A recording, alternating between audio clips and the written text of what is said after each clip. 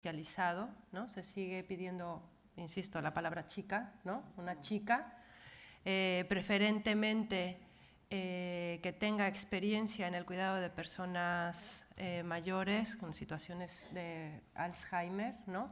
O que sea buena conversadora, ¿no? Eso también es otra característica interesante. Mejor que sea latinoamericana porque son más cariñosas y porque además a mi mamá o a mi papá le va a parecer más difícil acoplarse con una mujer de color, le llaman, ¿no? Estas son las cosas que están en el imaginario. O que tenga iniciativa también, o sea que esto es muy fuerte. O sea, fíjate si una persona no tiene iniciativa para emprender un proceso migratorio y cómo entonces se entienden estas características para la trabajadora, ¿no? Que tenga iniciativa. Yo creo que los perfiles que se buscan muchas veces están basados, bueno, digo muchas por dejar los que no están basados en eso, en estereotipos. Y yo creo que las empleadoras o empleadores no piden nacionalidades concretas. Sí hay algunas que piden, no, o sea, que dicen estas no, pero no piden nacionalidades concretas, ¿no? Así como o sea, América Latina parece que es un país, ¿no? Un continente, ¿no? Entonces, igual que África. Entonces quieren una latinoamericana. De donde sea, pues les da igual, porque no saben si Paraguay cae al centro o al sur, ¿no?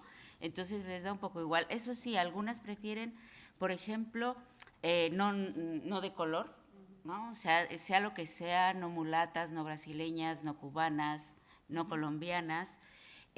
Algunas veces, ¿no? Hemos escuchado, yo he escuchado lo que les dicen, es que, claro, si se encariña con el Aita, y si luego ya se sabe que se acaban casando y le va a dejar la herencia, ese es un tópico que funciona a la hora de decir no de qué nacionalidad, de qué color y de qué características físicas no quieren, ¿no? Porque yo creo que luego funcionan muchos estereotipos, igual las centroamericanas porque son muy cariñosas, ¿no? Y porque hablan muy suavecito.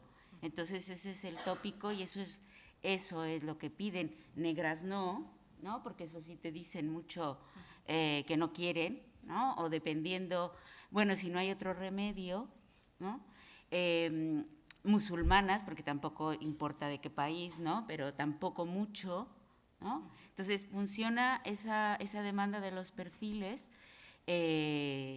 a base de estereotipos y de prejuicios, ¿no? Que hace muy difícil de entrada la inserción de ciertos colectivos de mujeres. Y luego eso es cuando tú estableces la intermediación verbal, digamos, pero luego están los anuncios en donde se piden chicas jóvenes, ¿no? Y atractivas para hacer el trabajo doméstico. Y esos son otros perfiles que evidentemente no se buscan para el trabajo doméstico, pero que están envueltos en toda esta, digamos, en toda esta invisibilización que se hace de lo que se esconde detrás del trabajo doméstico invisibilizado, ¿no? Entonces, a partir de estos prejuicios, digamos que es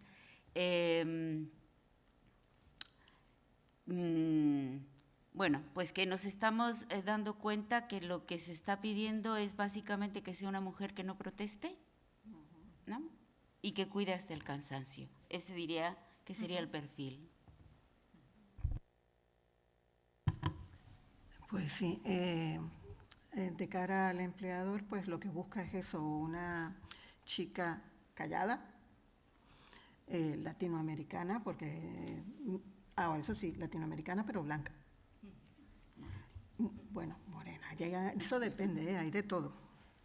Y de cara de las chicas, cuando dan con una empleadora buena, entre comillas, porque les hace un contrato, porque les trata bien, a pesar de fiscalizarle hasta la ropa que se ponen, pero eso ya es porque se interesa por mí. Entonces ya ellas están hasta agradecidas porque han conseguido un buen trabajo. Entonces, pero de cara al empleador, totalmente a base de prejuicios. Entonces, es realmente, y parece mentira que en una ciudad, aquí en Euskal Herria, en un territorio tan diverso como somos, todavía exista este tipo de cosas.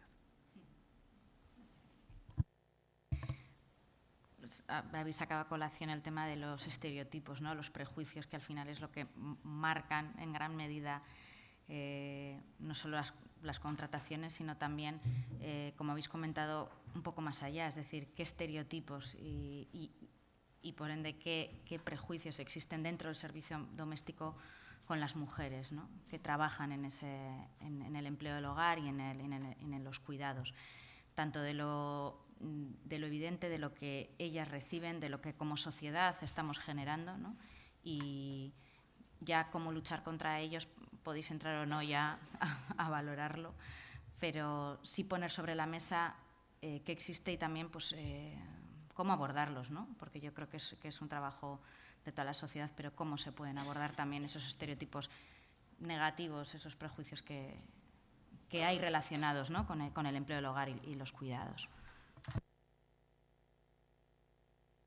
Bueno, los prejuicios se basan en la ignorancia, ¿no? Y yo creo que aquí, un país que ha sido tan semejante y que apenas empieza a ser diverso en los últimos 15 años, pues hay mucho desconocimiento, no solo en quienes hacen trabajo de hogar, sino en general en las mujeres migradas, ¿no? Porque un primer prejuicio es que todas las mujeres migradas hacemos trabajo doméstico, ¿no?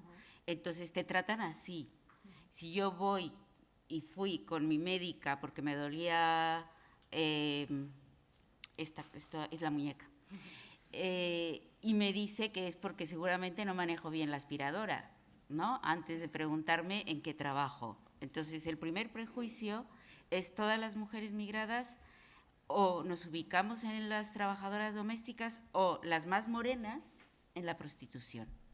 No hay más, eso es lo simple, ¿no? Y a partir de allí, bueno, eso en la generalidad, digamos, de lo que serían las calles, los edificios, los portales de Bilbao o de otras ciudades. Luego, obviamente, hay grupos que no son así y vamos viendo que hay diversidad, pero digamos que este prejuicio viene bien, ¿no? Para ubicarnos a todas las mujeres migradas en uno u otro lado y interesarse poco en la diversidad. La diversidad de la migración es un tema de la academia y de los movimientos sociales y poco más, ¿no? No importa tanto de dónde vienes, cómo eres y la curiosidad por saber de la diferencia. La gente se mueve con parámetros muy cortos. Por ejemplo, yo creo que es una habilidad que podemos adquirir en las latinoamericanas en general, distinguimos acentos, ¿no? De dónde son los acentos de nuestro español de allá,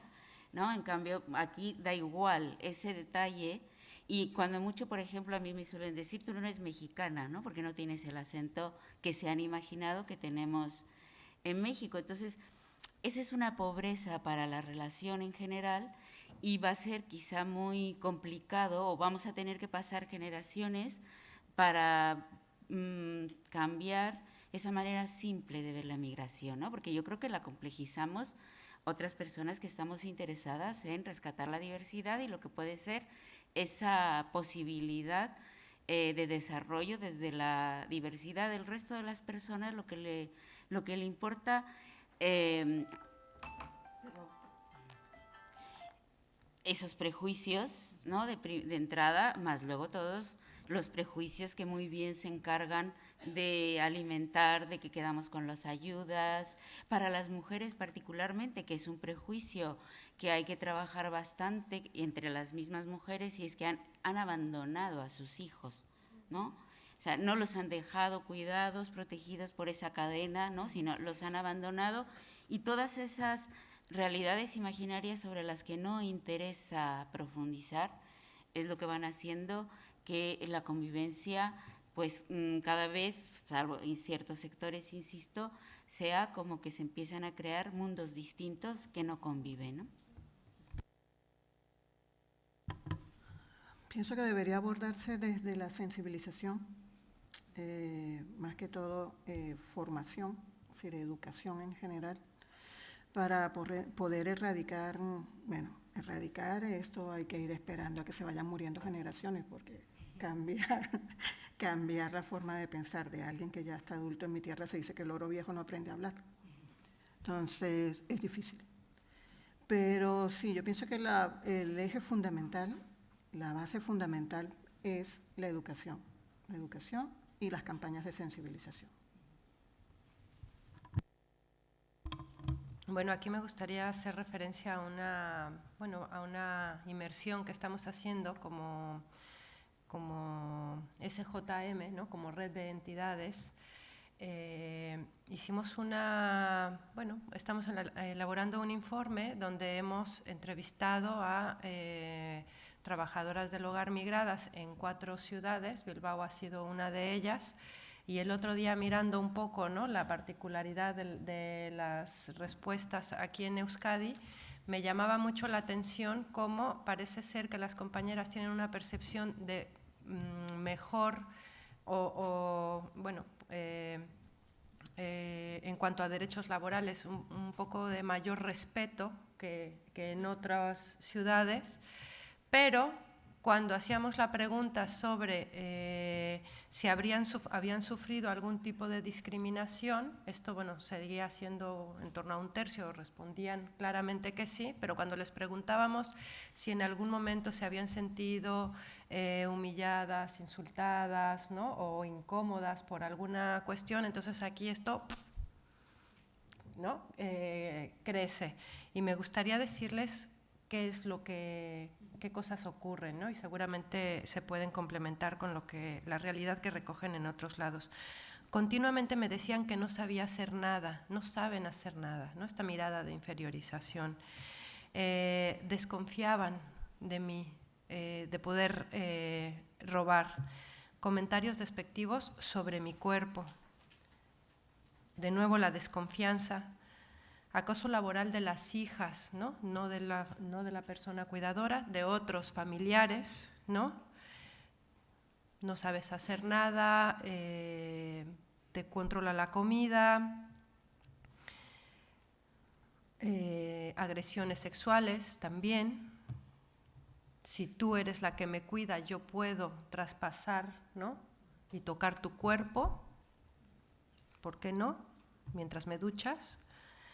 Mucha vigilancia sobre la comida y mucho control sobre la comida, que es una forma de humillación, diría yo, muy, muy fuerte, ¿no?, que nos da mucho que pensar, porque es lo suficientemente recurrente en los testimonios de las compañeras como para poner un poco de atención a ello, ¿no? Y luego alguna situación en la que decía Saura, ¿no?, es que les decimos hasta cómo se tengan que vestir y que peinar. Me llevó a la peluquería y le dijo al peluquero cómo quería que me peinara.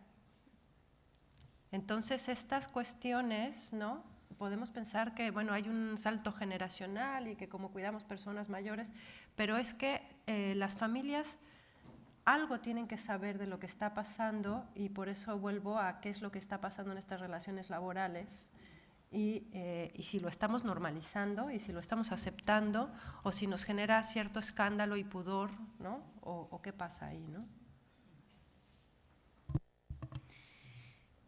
Bueno, el tema, cómo ha afectado también, no sé si ha salido el tema de la crisis, ¿no?, cómo también la crisis ha afectado obviamente al empleo en general, al empleo migrante y al empleo sobre todo en el sector del empleo doméstico y de los cuidados, y a las mujeres, cómo ha afectado, que están empleadas en ellos. Sí que ya hemos comentado y también lo podemos ver, ¿no?, cómo las mujeres salen del sector inactivo al activo en búsqueda de empleo en un momento en el que las familias se encuentran en una situación complicada, y cómo los hombres siguen en el activo pero pasan a engrosar en mayor medida las listas del paro, y hay mujeres que se encuentran, ¿no?, entrando al servicio doméstico en algunos casos cuando antes quizás o no habían trabajado o no lo habían encontrado, ¿no?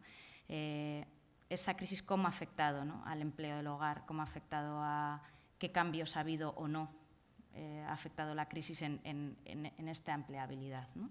Y si también ha afectado, como hemos comentado, los perfiles o no de las mujeres, a su situación, a la aceptabilidad o menor aceptabilidad de ciertos empleos en ciertas condiciones, ¿no? Yo creo que una primera consecuencia de la crisis que vimos fue que las migraciones, digamos, primeras, ¿no?, de Bolivia, de Colombia, de Ecuador, de Perú, muchas durante la crisis se fueron y empezaron países como centroamericanos fundamentalmente, Paraguay, ¿no?, Honduras, Nicaragua, a venir. Entonces, esta nueva migración que viene durante la crisis y que no conoce, ¿no?, tampoco las condiciones, pues se emplea en situaciones mucho más precarias que las que, además, recordemos que muchas de las migraciones de Colombia, Ecuador, pues se beneficiaron saben a lo que me refiero, sí, de la ley Zapatero, de la regularización, gracias. Y lo que ha pasado es que sin la esperanza de la regularización, de una regularización de las nuevas procedencias de migración, pues lo que tenemos es una mayor precarización, si se puede hablar todavía más, porque yo creo que ya antes de la crisis escuchábamos estas situaciones de precariedad en el empleo, pero después de la crisis aumentaron muchísimo más. Y también una característica que tienen estas migraciones centroamericanas, son mucho más jóvenes que las que llegaban de Ecuador, de Bolivia, y dejan en muchos de sus países, por ejemplo Nicaragua, El Salvador, Honduras, que vienen también huyendo de las situaciones de conflicto, de guerra, de violencia, ¿no? Entonces, se da otro perfil también de lo que pueden exigir y de lo que pueden aceptar. Entonces, yo creo que esa es una de las primeras cosas que más llama la atención, que cambió en el perfil de la crisis, ¿no? Bueno, realmente el perfil como tal no ha cambiado mucho, a excepción de eso que acabas de mencionar, que ahora son un poco más jóvenes. Y el país de origen, que ahora se ve más centroamericanas que suramericanas, que era lo que antes más predominaba. En cuanto a la influencia, pues es más precariedad, porque ahora hay chicas que anteriormente pues sí tenían que hacer un poco más de horas, pero ahora se ven con 60, 70, 80 y hasta más horas por trabajar. Y totalmente calladas, porque tienen que agradecer que tienen un curro. Entonces, por otro lado también está en el sentido de que se convierten en verdaderas atletas, porque en las externas sobre todo, que tienen 2 horitas aquí, 2 horitas allá, 2 más allá, tienen que pegar verdaderas carreras, hacer milagros para poder llegar de un curro a otro. Entonces, el nivel de exigencia con ellas mismas es mayor.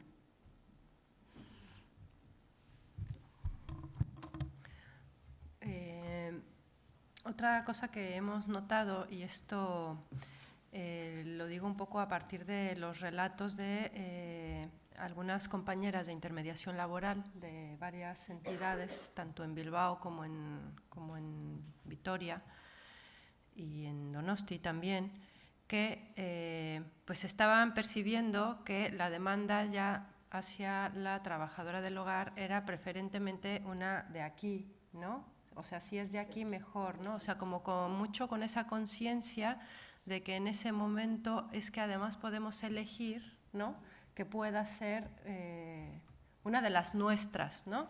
Una de las nuestras, y además seguramente incluso diciendo, porque claro, o sea, la situación está muy fea y hay que darle trabajo primero, no sé, ¿no? O sea, estoy intentando ironizar sobre algo que está ahí. Pero luego también, o sea, con esta idea, pues no es difícil pensar que una mujer migrada que no tiene permiso de residencia y de trabajo en estos años, pues ha sido todavía sujeta de mayores de mayor vulnerabilidad en general, ¿no? Un poco lo que comenta Aura es cómo le afecta a aquellas mujeres que ya estaban en el empleo del hogar externo con unos contratos, quizás con mejores condiciones, ¿no? Contratos de jornada completa, cuando ya no se cumplen, pero sobre todo aquellas que que tenían contratos o varios trabajos por horas, pues lo que se ve es cómo esto ¿no? se rompe o se atomiza todavía más, y que aquellas familias que estaban contratando a una persona por 2 o 3 horas, ¿no? o 4 horas semanales, pues con la crisis, pues muy probablemente dejan también de optar por estos servicios. Nosotras sí que hemos notado que las compañeras, cuando en los últimos años todavía, ¿no? que están viniendo, les está costando un poco más de trabajo, o sea, el tiempo de inversión para encontrar un trabajo es mayor que el que otras compañeras, ¿no? que vinieron pues más hace una década más o menos, tenían que esperar, ¿no? Entonces yo creo que eso, no sé si es herencia también de esta crisis, ¿no? pero sí que vemos que hay pues que pasa más tiempo en esa búsqueda de empleo, ¿no? Sí. Por ver cuáles pueden ser, cuál creéis que son el papel de las instituciones, de las entidades sociales y de los sindicatos para una mejora, ¿no? Porque también podemos hablar de a qué debemos atender, ¿no? para mejorar todo lo que ha salido en esta mesa, que está saliendo, ¿no? Que no es poco. ¿Qué condiciones creéis que deben de mejorar? Y desde las instituciones, desde las entidades, desde los sindicatos, ¿no? ¿Cómo abordar la mejor empleabilidad, ¿no? del empleo del hogar y de los cuidados? Obviamente podemos estar hablando de todos los detalles durante mucho, pero bueno, ¿qué pinceladas? ¿En qué áreas? ¿Dónde se debe de intervenir? ¿Y en qué grado, ¿no? ¿Y de qué manera? Sí, esta pregunta siempre nos las hacen. Creo que tendríamos que pensarla entre todas, pero bueno, alguna vez en una mesa también me dijeron 3 ideas. Bien, van 3 ideas. Ya sé, tú no, 3 más pueden ser, pero como estas ya me las tengo más trabajadas. El convenio, ¿no? El convenio 189 de la OIT, creo que es una demanda que debía ser social, que debía ser presión desde las instituciones, que debía ser una prioridad en el plano de lo legal, que luego eso nos va a dar un marco, habrá que trabajarlo mucho después desde lo concreto. Segunda medida, servicios de atención los fines de semana, servicios para atención laboral, atención social, ¿no? Y atención a las personas migradas que solo pueden hacerlo en fines de semana y que las asociaciones malamente, escasamente, con mucha voluntariedad, es lo que estamos prestando, ¿no? Pero hay un problema real en los tiempos de gestión, los problemas que surgen por el hecho de que no hay posibilidad de muchas trabajadoras, las internas desde luego no, a poder acceder a algunos servicios sociales, incluso servicios sanitarios básicos, que no les quedan más que las urgencias, ¿no? Entonces eso creo que también es una demanda institucional. Ya he oído muchas respuestas al respecto, pero bueno, yo sigo, la demanda está y creo que es necesaria si queremos dar una respuesta que respete los derechos, ¿no? Porque lo que hacemos las asociaciones, intentamos respetar los derechos, intentamos crear red, pero al final en lo que más podemos apoyar es en crear esas redes, ¿no?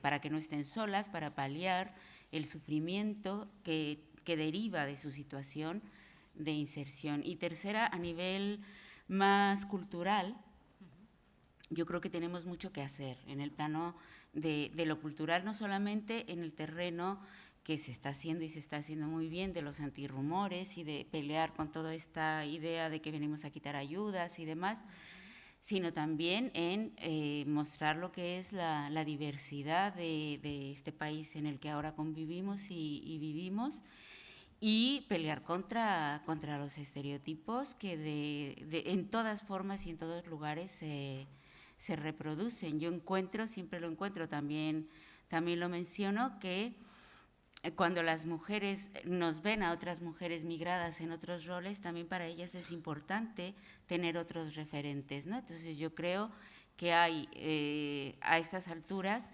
sigue siendo en el plano cultural un país muy uniforme, ¿no? Bastante uniforme de aspecto, de procedencias, de experiencias, y que allí hay todo un trabajo dentro de lo que es el imaginario cultural que saque de este estereotipo. Las mujeres y los hombres migrados estamos en muchísimos más lugares que no despreciamos obviamente el trabajo de cuidados, pero también estamos aportando en otros, incluso en el análisis del trabajo de cuidados, ¿no?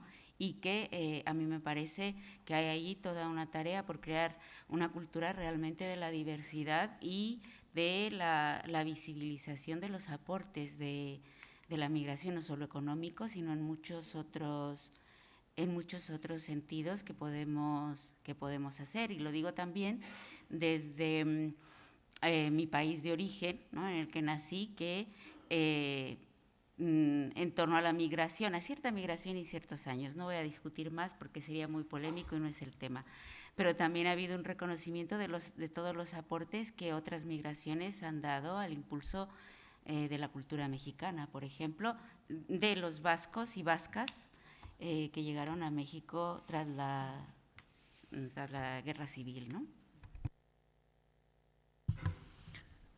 Aparte de lo que ya has mencionado, que partiría por el convenio y la regularización del sector, pienso que una supervisión para el empleador más cercana, que realmente se penalice al empleador cuando falte a la norma, porque le sale extremadamente barato el llegar y infringir, primero que ahorita no hay ningún tipo de norma, con lo cual están totalmente desprotegidas, pero al crear la norma, a nivel general, en lo que es el régimen general, es muy barato el llegar y infringir la norma, porque lo que vas a pagar a la final es una multa. Entonces pienso que una mayor supervisión y unas medidas más penalizadas estarían bien.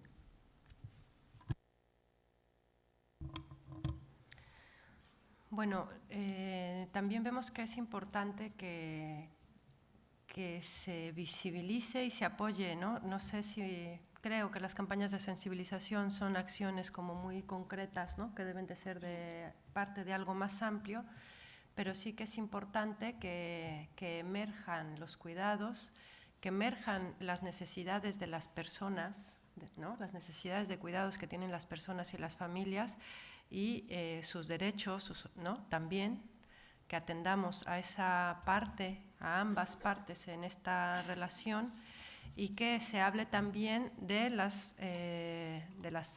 empleadas como trabajadoras, ¿no? Como sujetas de derecho, y en este caso de cuáles son los derechos y obligaciones de ambas partes. Yo creo que ahí hay un camino todavía importante, ¿no? Y que podría ayudar a que nos vaya calando este discurso de que ya no es la chica, sino que es trabajadora.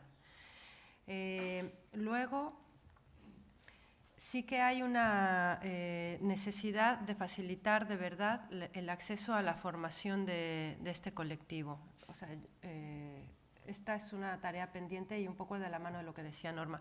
Se están haciendo muchos esfuerzos muy precarios, ¿no? O sea, con muy pocos medios, y además los estamos haciendo quienes pues no tenemos la vocación para ello, ¿no? O sea, que estamos para otra cosa, estamos para hacer procesos colectivos, ¿no? De fortalecimiento colectivo.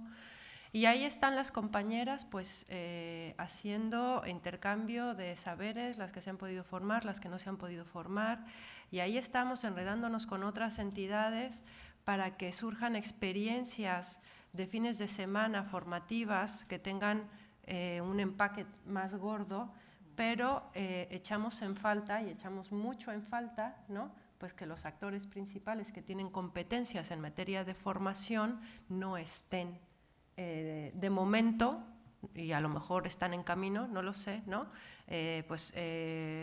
Dándole una vuelta a esto, ¿no? O sea, eso es importantísimo. Con las compañeras sí que vemos que hay muchas cosas, ¿no? Hay muchos retos.